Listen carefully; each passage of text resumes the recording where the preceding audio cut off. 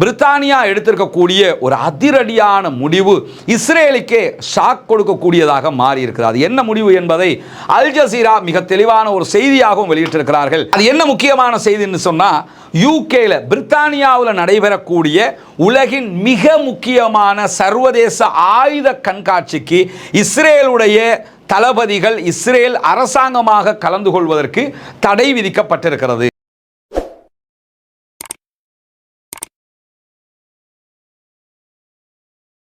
அன்பிற்கினிய சகோதர சகோதரிகளே, நம் அனைவர் மீதும் ஏக இறைவனுடைய அமைதியும் கருணையும் உண்டாகட்டுமாக என்கிற பிரார்த்தனைகளோடு நேற்றைய தினம் பிரித்தானியா ஒரு முக்கியமான அறிவிப்பை விடுத்திருக்கிறது. நமக்கெல்லாம் தெரியும், பிரித்தானியா என்பது எப்படிப்பட்ட ஒரு நாடு.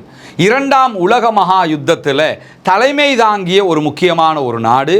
இரண்டாம் உலக மகா யுத்தத்திற்கு பிறகு நடைபெற்ற பல மாற்றங்களுக்கு பிரித்தானியா தான் காரணமாக இருந்திருக்கிறது. குறிப்பாக பாலஸ்தீன பெருதேசத்துக்குள்ளாக இஸ்ரேல் என்கிற ஒரு காட்டு மிராண்டி அரசாங்கத்தை உருவாக்கியதே பிரித்தானியா தான். அன்றைக்கு இருந்த அரபுலக ஆட்சியாளர்கள் இன்றைக்கு இருக்கிற அரபுலக ஆட்சியாளர்களை போன்றே கைகட்டி பார்த்து கொண்டிருக்கும் நிலையில்தான் பாலஸ்தீனம் அன்றைக்கு அபகரிக்கப்பட்டது. 1948 மிகப்பெரியதொரு நக்பா வெளியேற்றம் உண்டாக்கப்பட்டு லட்சக்கணக்கான பாலஸ்தீன அப்பாவிகள் கொன்று குவிக்கப்பட்டார்கள். இந்த நிலையில் தற்போது காசாவில் ஒரு பாரிய யுத்தம் நடைபெற்று வருகிறது. பாலஸ்தீன மக்கள் அழிக்கப்பட்டு வருகிறார்கள்.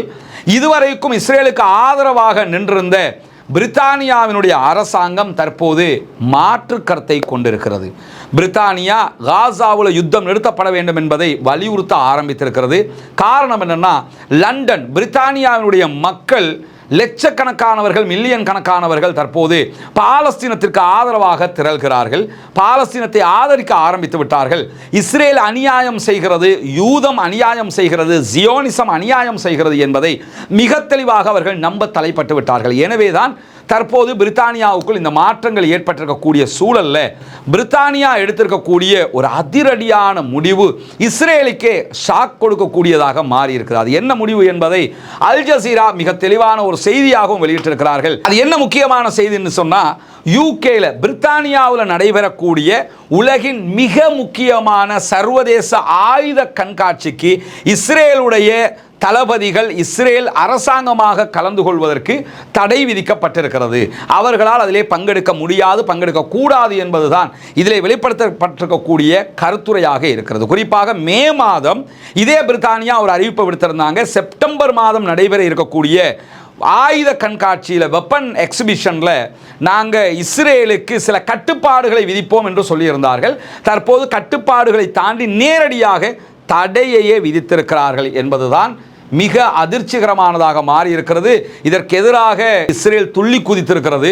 இஸ்ரேல் மிகப்பெரியதொரு அழுத்தத்தை பிரித்தானியாவுக்கு கொடுக்க போகிறோம் என்று சொல்லி இருப்பது மட்டுமல்லாமல், நாங்கள் இந்த கண்காட்சியில் கலந்துக்கிற மாட்டோம், அவன் தான் வேணாம் என்று சொன்னதுக்கு பிறகு நீ கலந்துக்கிற மாட்டேன் என்று சொல்றதுல என்ன அர்த்தம் இருக்கிறது என்கிற கேள்வியெல்லாம் இருக்கக்கூடிய சூழல்ல நாங்கள் பிரித்தானியாவினுடைய கண்காட்சியில் கலந்துக்கிற மாட்டோம். ஆனால் பிரித்தானியா தொடர்ந்தும் யூதர்களுக்கு எதிராக இருக்கிறது. உடனே தூக்கி பிடிக்கிறது என்னன்னா, யூதர்களுக்கு எதிராக இருக்கிறீர்கள். ஆஸ்திரேலிய பிரதமர் அல்பானிஸுக்கு எதிராகவும் இதே கருத்தை சொன்னார்கள். நீங்க யூதர்களை அழிக்க பார்க்குறீங்க, யூதர்களுக்கு எதிராக இருக்க போறீங்க, ஹோலோகாஸ்ட் மாதிரி ஒன்று ஆகிரும். ஏண்டா, பெரிய மிகப்பெரிய கொடுமை கண்ணுக்கு முன்னால் பார்க்குற ஒரு ஹோலோகாஸ்டாக காசாவில் மிகப்பெரிய அழிவை செய்து கொண்டிருக்கக்கூடியவர்கள் மீண்டும் மீண்டும் ஜெர்மன்ல நாஜி படைகள் யூதர்களை அழித்ததை பேசிக் கொண்டிருக்கிறார்கள்.